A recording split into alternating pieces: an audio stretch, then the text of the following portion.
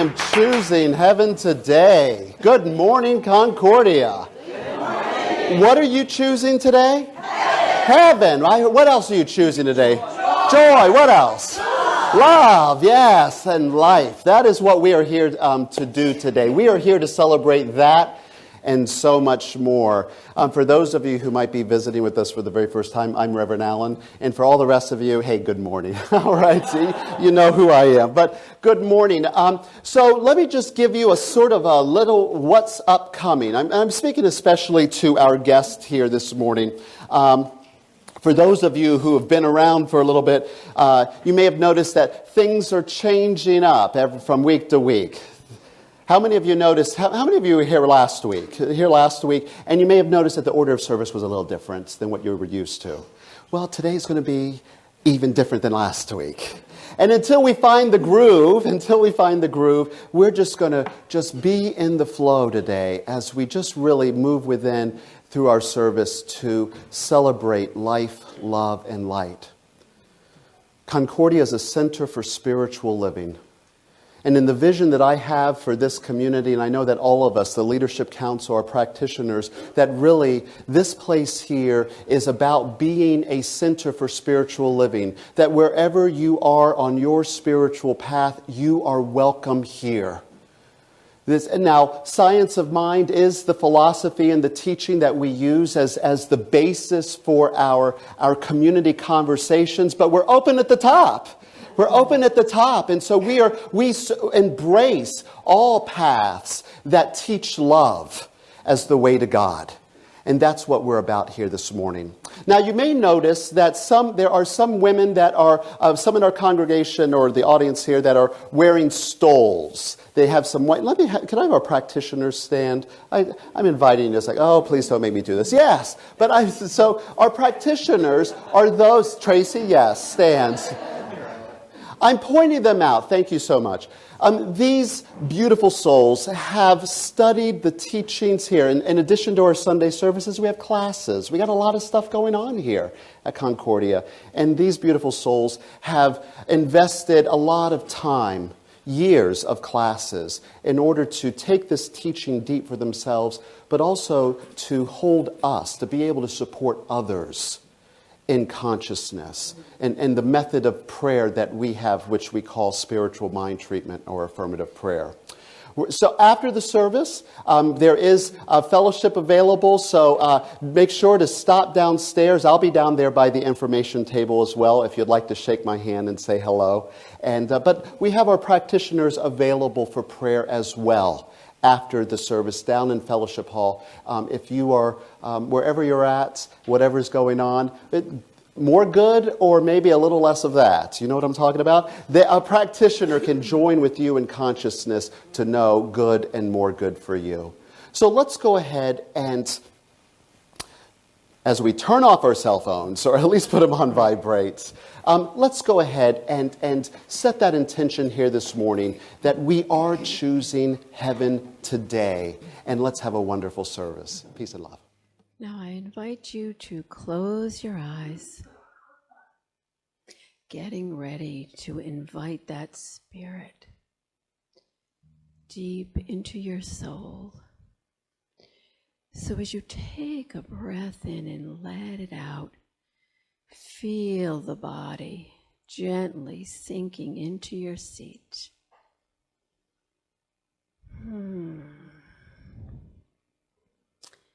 As you allow that feeling of surrender, of softness, to flow through your body, starting at the face, letting it go to the shoulders. And with each out-breath, you become more and more relaxed, allowing you to bring that spirit and reveal the spirit within. As you settle in, gently, gently, opening to the silence, to the love, to the peace.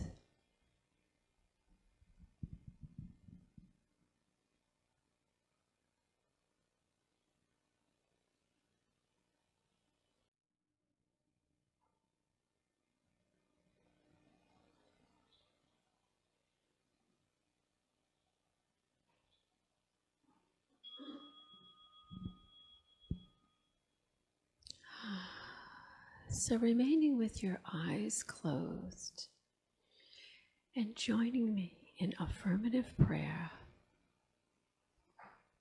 And today we're holding in consciousness Terry Murphy and her family, holding them in love, holding them in peace, as I know they are surrounded by the love.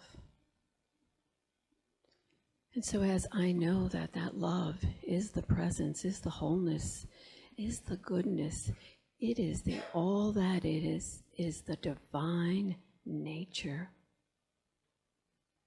And I know I am one with that nature. I know that I am one with that presence. I am a manifestation. I am an expression of that love, of that peace, of that light, and that wholeness, and that divine goodness that flows through the universe.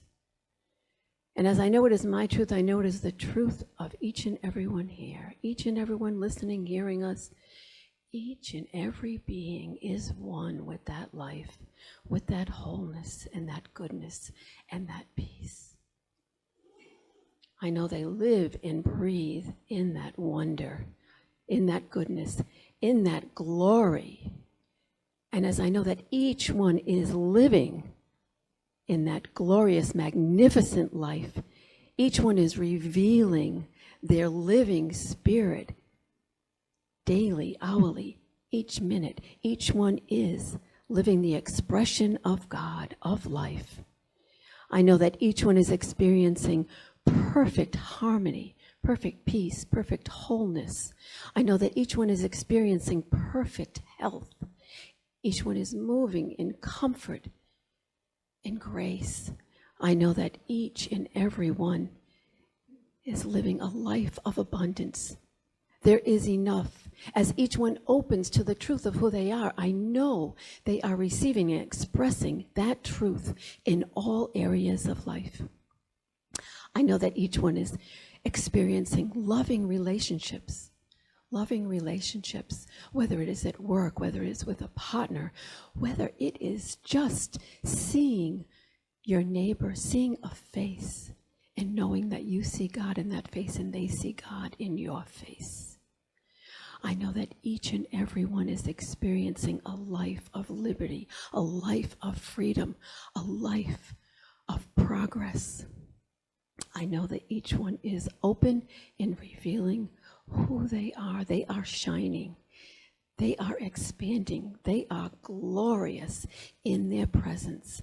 And as I know that they are all glorious, each and every being, each and every life is magnificent.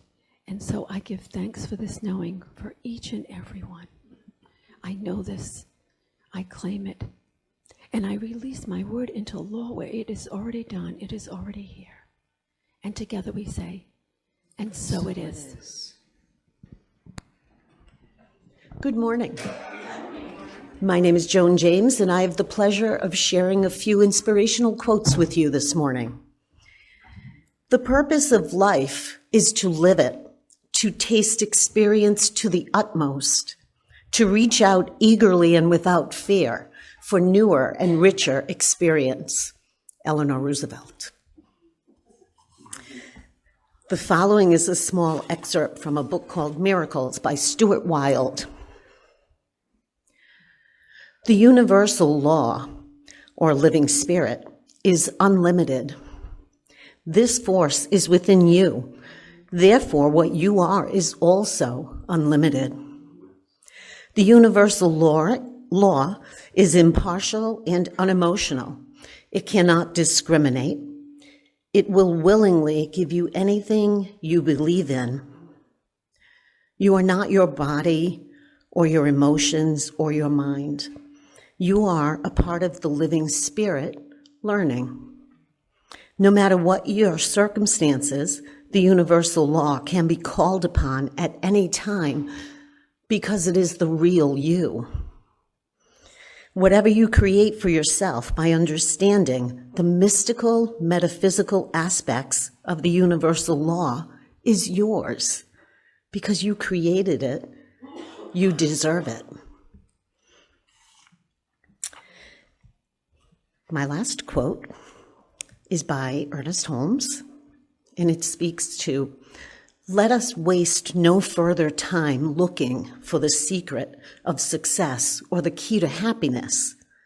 Already the door is open, and whosoever will may enter." And so it is.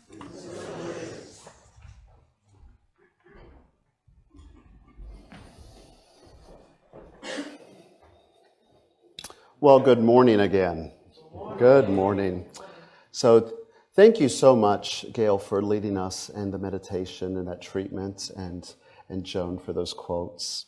And Christine, gotta love it, gotta love it. And we might hear that's Marianne Williamson again a little later. I'll refer again to that a little later. I didn't know. There's some synchronicity, some stuff going on here this morning, and you'll see what I mean. But in our services, our theme for this year is, does anyone remember? I don't know if it's even over my head. It's not right now. But our theme for 2019 here at Concordia. Yes, bringing spiritual living to life. We all make it the way that is, but bringing spiritual living to life. So one of the things that, or spiritual practices that's very dear to me is meditation. And over the decades, it's getting to be decades, I've explored many different types of meditation. I've taught many different types, from mantras to mandalas to japa. I lived with the Hare Krishnas for a while, so I have pictures, not that I'll share with you, but I have pictures of me dancing. It was the front page of the Kansas City Star, actually. But from chanting but meditation, to me, is a critical part. If we're going to bring spiritual living to life, meditation is an absolute priority, along with spiritual mind treatment and all else that we do. But so throughout this year, you will see infused in all of our gatherings at least 2 minutes of us sitting together in silence. And you can practice whatever kind that you want, but us just to be able to be open to connect to presence. So at the Sunday celebration, you'll see this has become part of our regular tradition, for us just being able to set aside the hurriedness and to be present to the here and now. So Ernest Holmes, he wrote, and he has said many, many times, there is one life. That life is God's life, and that life is... Oh, Reverend Ian taught you so well. Taught you so well. That life is my life now. And so our theme this year is and means to support that, to where we're not just talking about it and thinking about it, but that we are consciously, through our Sunday services, through our classes, that everything is really about us applying that in our lives and bringing it into our experience. That life is my life now. See, it's not just enough to talk about it. It's not enough to just think about it. We have to bring it into our experience. Holmes said that. He says, we have to say, that life is my life now. We can all agree that God is whole and perfect and complete, right? I mean, can we all accept that, right? That divine mind, that divine presence, it's not lacking in anything. It's unlimited. It's infinite. It's all power. But the challenge here is for us to know that as our truth. To know that as our experience. That is when the magic happens. That is when things begin to unfold, is when we are making it ours and taking the action to do so. You see, what we demonstrate in our life, what shows up in our life, is in fact an outpicturing of what is in our consciousness. So it is really about us knowing that one life is ours. Now, this month, the series that I'm doing to support us in that is Make That Life Your Life. Make that life your life. And I'm taking a look at the principles of science of mind and how they support us in doing that. Many centers around the country or around the world, religious science centers for spiritual living, January is a month where they get back to basics. Many times they take a look at the first 4 parts of the introduction. Holmes was a wordy person. He was very verbose. The introduction of the textbook, the introduction, 64 pages long, and it has 4 chapters in the introduction. Verbose, right? There's a lot of words there, But if we are making that life, that divine life, ours, do you think you might be showing up a little differently than you are now? Is it possible? Yeah. It's maybe just a little, right? I mean, just some of the ways that we might show up differently is that we might find ourselves, when that life is our life, when we know it, we are embodying it, that we might be speaking out for love.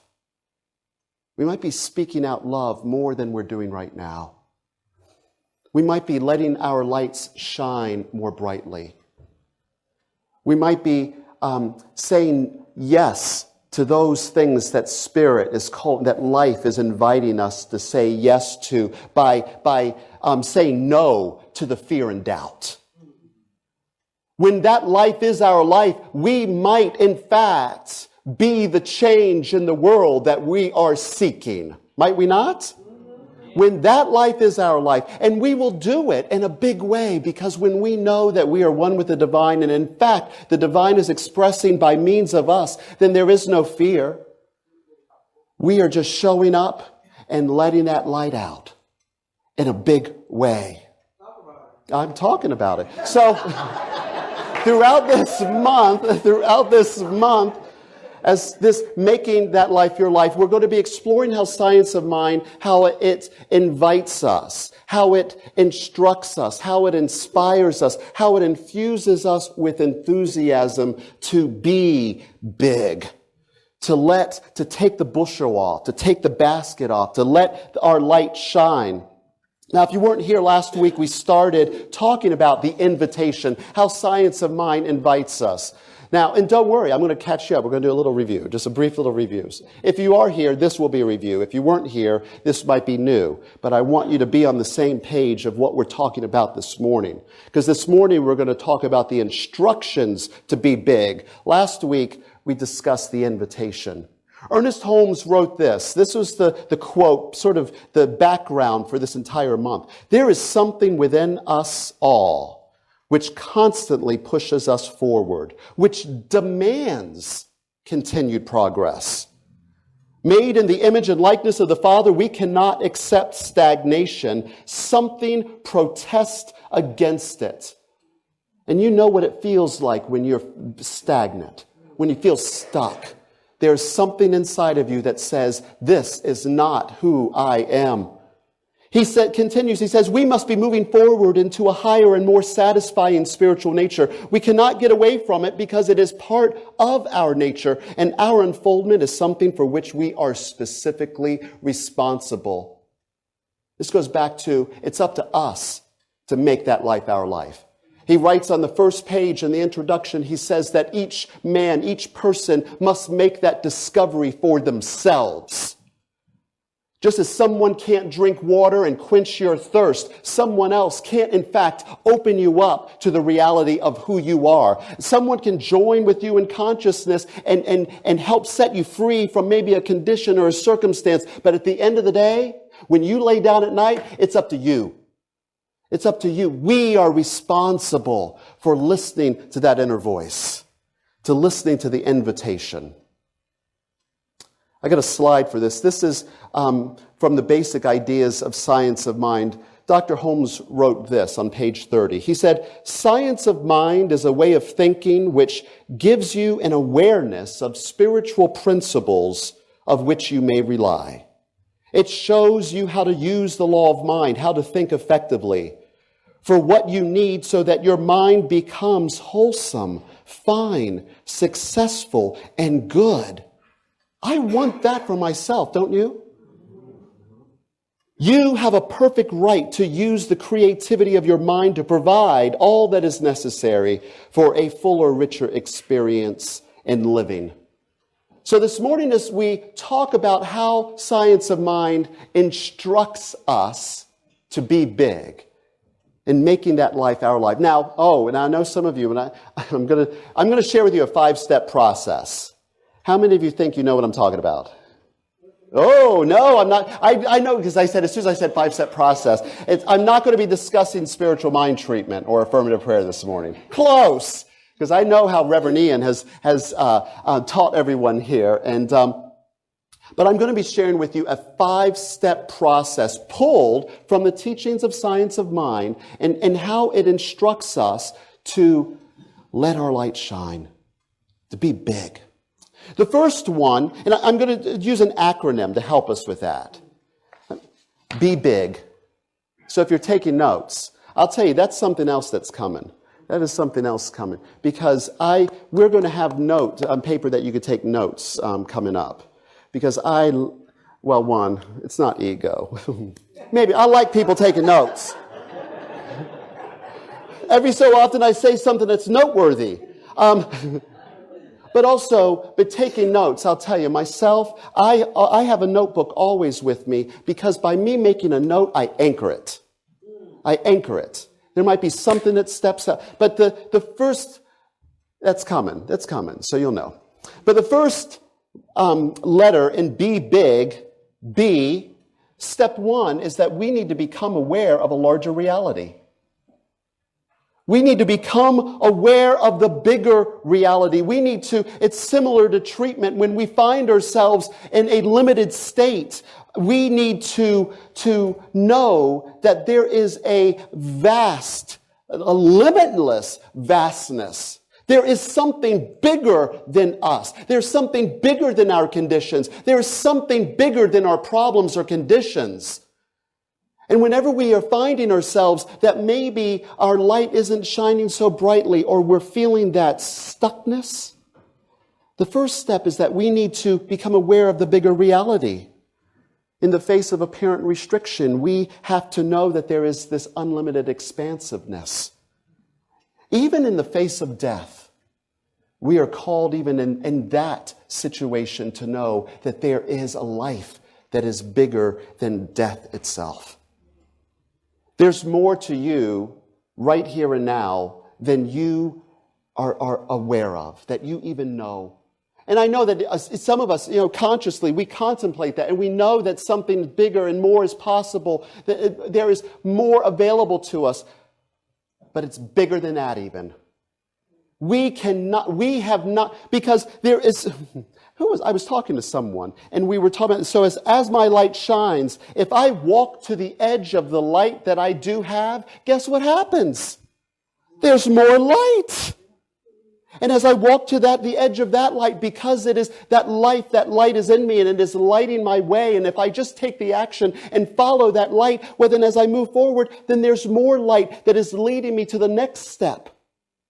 And so here, as we sit here today, we might have some idea of like, oh yes, I have a dream, I have a vision, I have a desire of something more that I would like to be doing. I'd like to start that business. I'm looking for love in all the wrong places, so it seems. I maybe like to experience a greater degree of health and wellness and well-being in my body. But even the idea that we have of something bigger than where we're at right now, that is just the tip of the iceberg. You may not know what the greater it is. But where we need to start whenever we're feeling limited is we need to just at least be open to the possibility that there is something larger than all of us. Last week I shared the quote from Rumi. And you may remember this, and I have a slide that says, "You are not just a drop in the ocean. You are the mighty ocean in a drop." You are the mighty ocean in the drop. That's the bigger reality. So let's move on. So the first was B, become aware of the bigger reality. Then we move on to E, embody the belief and the responsiveness of the law. I just want to ask you just a couple questions here. If you were to rate yourself from 1 to 10 as far as the amount of belief that you have about some of these things, you could say it out loud. So from 1 to 10, 10 meaning absolute belief, there's no doubt, not a doubt. 1, you absolutely know for sure it is not a reality. So let me ask you this. So when you take steps as you're going, about your way, and you take steps and falling forward, so to speak, and you're falling forward, how confident are you that you're not going to float off into space? 10, right? 10. I would hope so. Now, how about when you take a breath, that there's air available for you? Anyone a 10 here? 10, right? 10. So when you turn on the microwave and it's doing what it's supposed to, you put the popcorn in there and you hit the button, that there's going to be popcorn at the end of that. 10. When you strike a match and there's a flame, 10. I hope so. So when tons and tons of steel makes its way down the end of the runway and off into the air, that the law of lift is going to support it. Oh, yes, we always...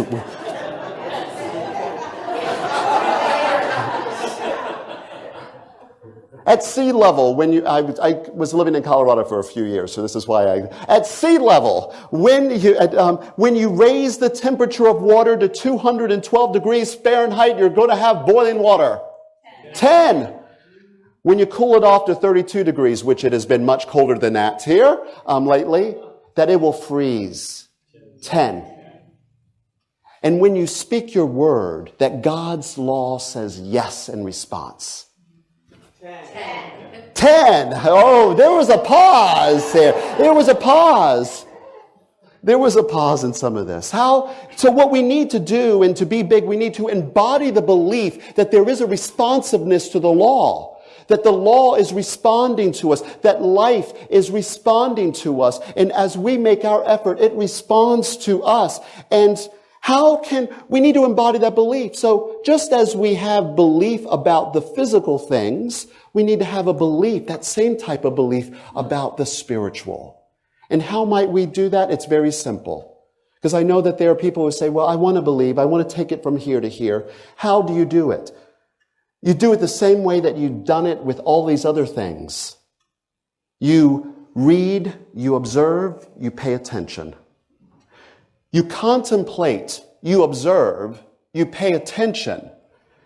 You study, you observe, you pay attention. This is how we embody things. This is how we know and begin to observe, and we pay attention that they become to where we are no longer just doubting, but we're truly embodying, and we know that the law responds to us. Some of you may have started with parking lot spaces. And I know the laughter, you know what I'm talking about. You may begin to treat and to know and affirm that I have the right space at the right time. You practice that believing. Moving on to step 3, B. So now we finished the word BE. Now we're moving into big. We need to be bold in our right and ability to speak our word. We need to speak it believingly and know that the activity of mind will manifest the good that we choose. We need to be bold in our use of this law. We need to be bold in our use of it. When Jesus went to go raise Lazarus from in the tomb, Lazarus had died and he came to raise him from the dead. Did Jesus, in the story that we read in the Bible, did he say, Lazarus, could you please help me out here? Could you please get up? Please get out of that tomb. No. Jesus was a man of faith. As an example, as the master teacher, he modeled for us about what faith and knowing is. Did he say, listen, God, I got some hungry people here. And when they get hungry, they can get angry. I know I can. Hangry, right? They're getting hangry here. And all I got are a few pieces of fish here and some crust of bread. Could you help me out here? Maybe you could do something with. Is that what Jesus did? No, he was bold in his belief, and he says, "Thank you, Father, for I know that you have heard me." Jesus assumed, of course, the law of mind is responding, and we need to do the same thing. Ernest Holmes writes this, he says, we are made of and possess godlike qualities, and we have the right and ability to develop and use them. But it's up to us. We have to use them. No one's going to do it for you. No one's going to make your light shine in the world. It's up to you to be big. I'm in love with Emma Curtis Hopkins, and she has that demanding affirmation Do you know the one I'm talking about? She says, this too is good. This too is God. This too is for me, and I demand to see the good in it. I demand of my own mind. This isn't demanding of the universe to see the good in it. I know that there's good in here. I know that God is right here. And so I demand of my own mind to see the good, to know the good, and to act boldly on that good.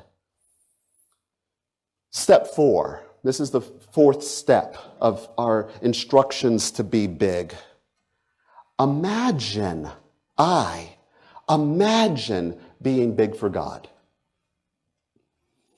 So we declare our attention, we declare our word, and it is made manifest.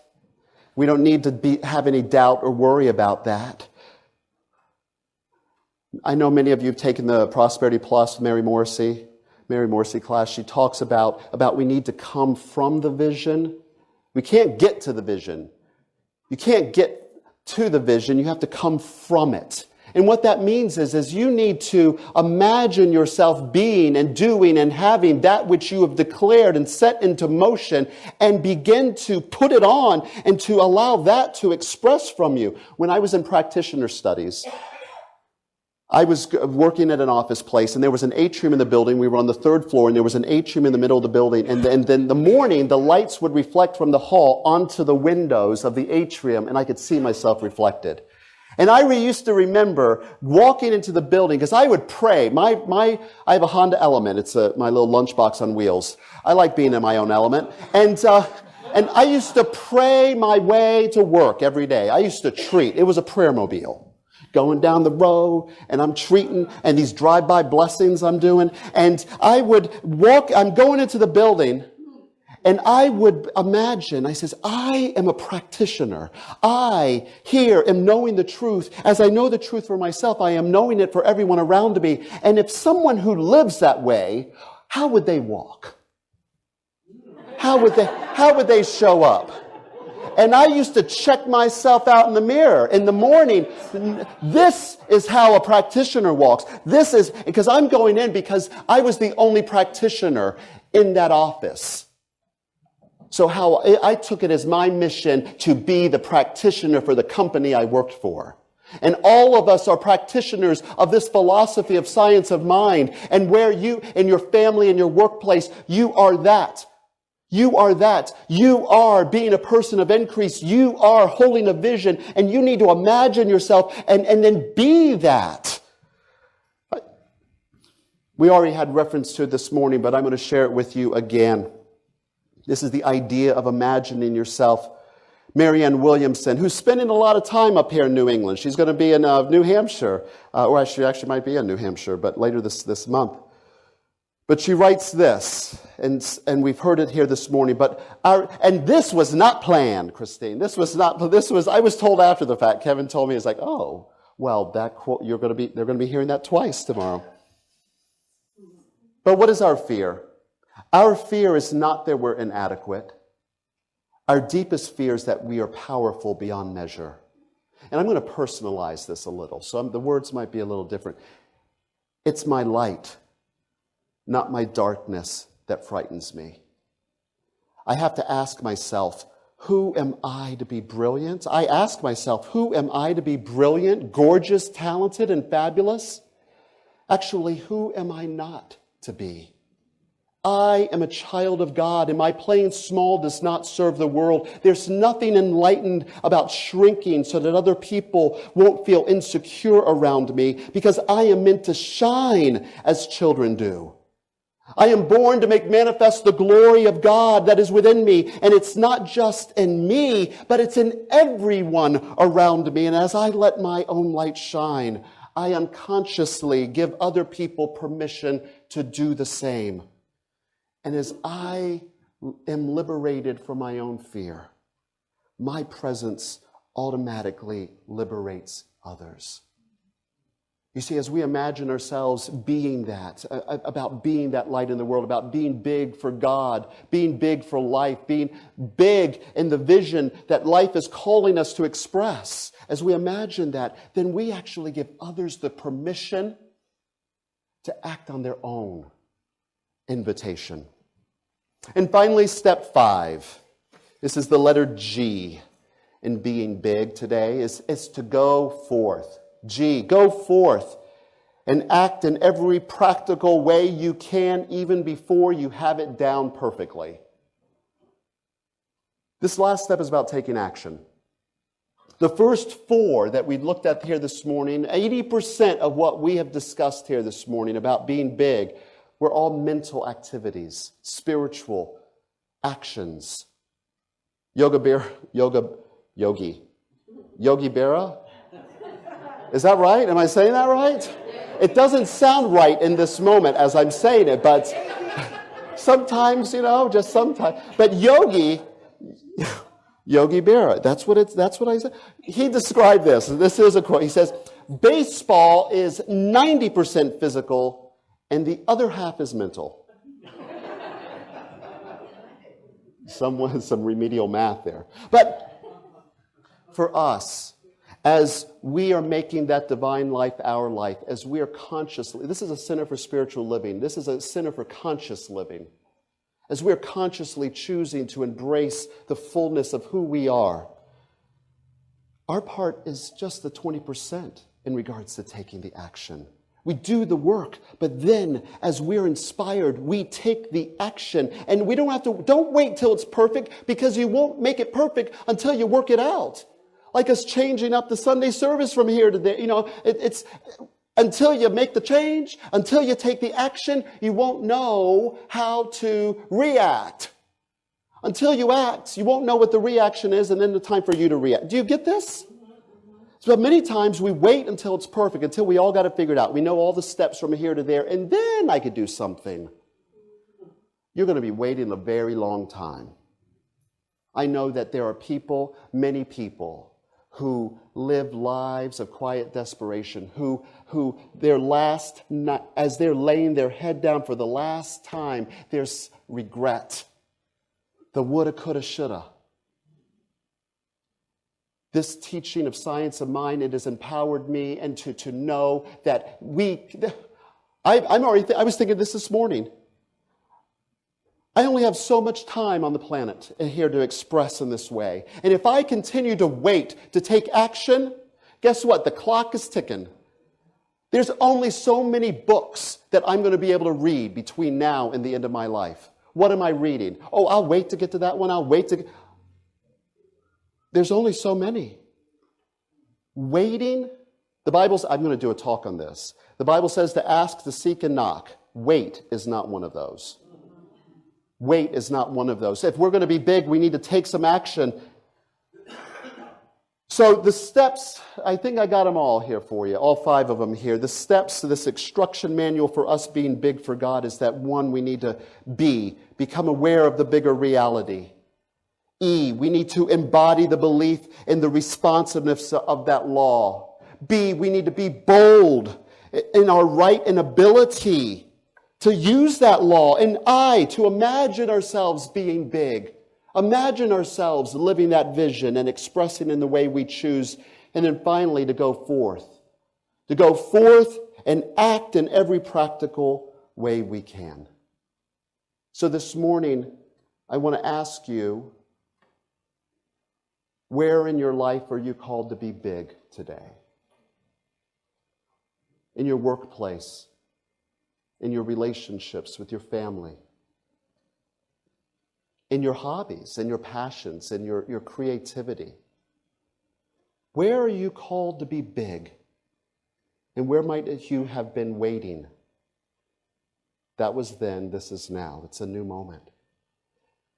Where are you called to be big in your life? Where are you called to be big in the life here of this community as Concordia Center for Spiritual Living? There's so many opportunities as I'm the new kid here and I'm learning and getting to know people and learning how things operate here and sort of maybe change things up. There's so many opportunities to let your light shine right here in the midst of all of us. And how about as a community, how are we called to be big here in Warwick, in Rhode Island, and even the world. This morning, as that invitation, as life is inviting us to be big, and we have the instructions. I know that I'm not telling you anything you don't already know, but as we're being reminded of the instructions, let's make that divine life ours today. Let's say yes to that, to being big for life, being big for love, being big for God. And so it is. Peace and love.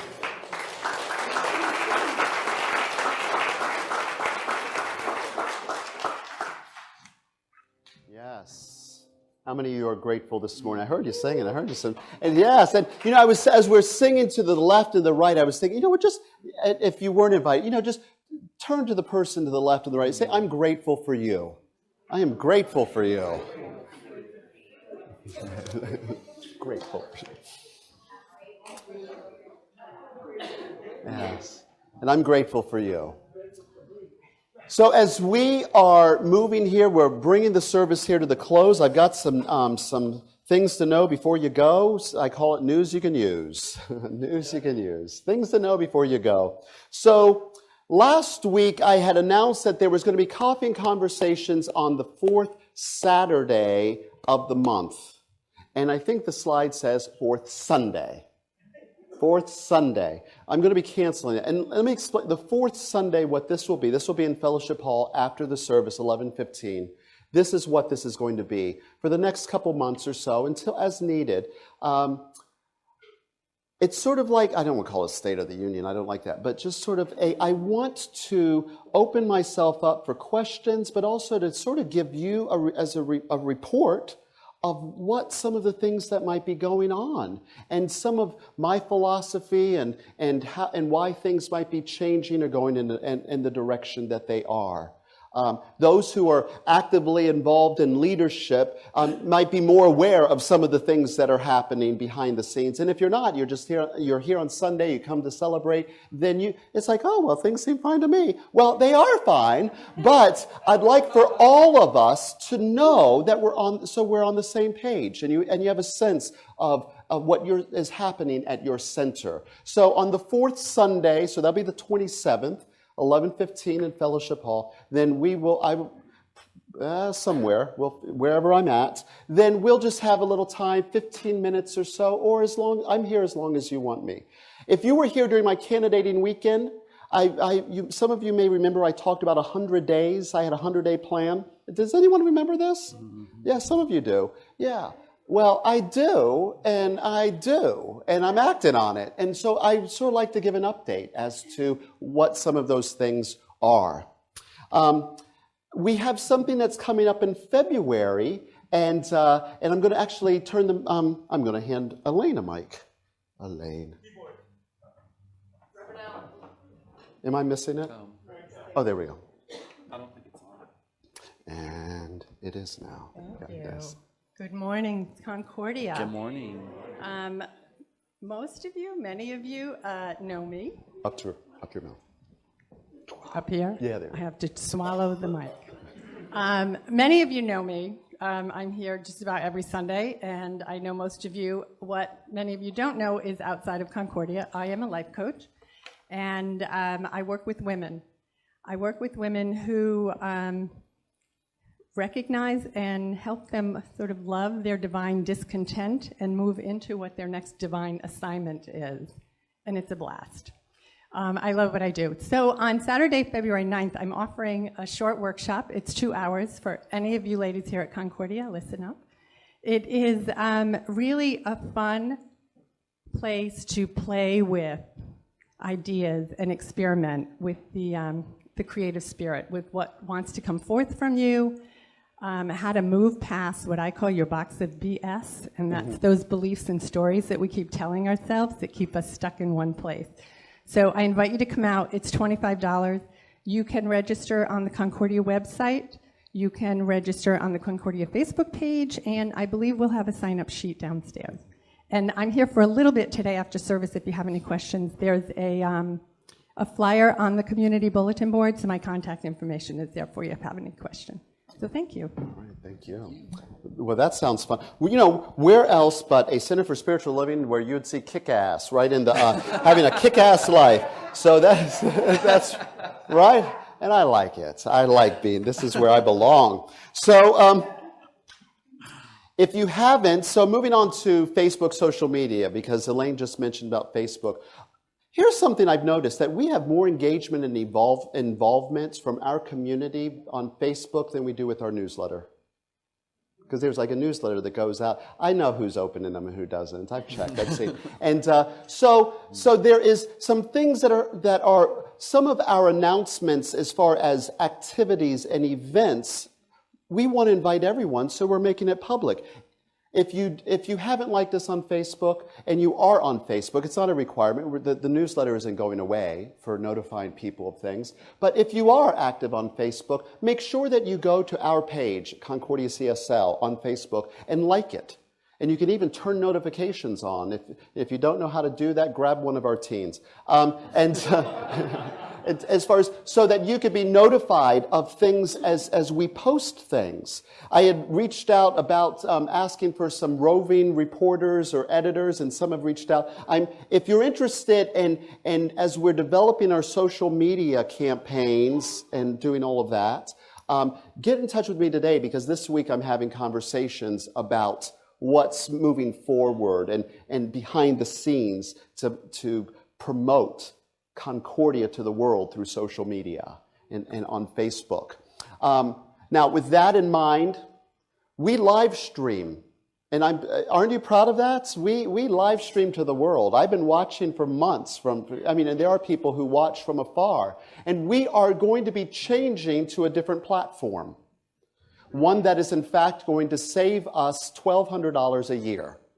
Right? So that's good, right? It's good. And so there might be, if you are watching us online, if you do watch the service, there might be a slight interruption in its broadcasting live. It will still be available on YouTube through the week if you miss. But I'm hoping for there not to be any interruption, but just so that you know what is happening with that. I'm just going through my notes here.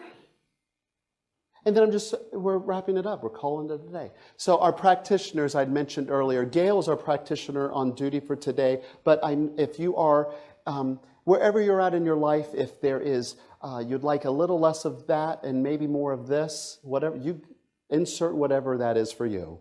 And our practitioners are available to join with you in prayer to affirm the highest good in your life. And so if you're at a place in your life right now, you'd like more good, then meet with one of our practitioners down in Fellowship Hall after the service. So have you been blessed today? Yes. Good service today, right? Y'all have some consciousness. Y'all really brought it out today. So let's go ahead and stand as we bring our service to a close. And I'd like to close our service with a benediction, a closing prayer, and then we will have a song. But as we just join together in consciousness, we have been so blessed here today. And I know that as we sang in the song, we are so grateful. We are grateful here. And I am grateful. I'm grateful for all that Spirit has done here in this service, by means of the words, by means of the music, by means of the hugs and the smile and the laughter and even the tears. I know that everything that is unfolded here today has been divinely ordained and guided and blessed, and it is carrying us into this week as we go our separate ways, into a greater experience, a greater expression of that bigness. I know that each one of us are empowered right here and now to be big, because we are big. Are you big? Yes.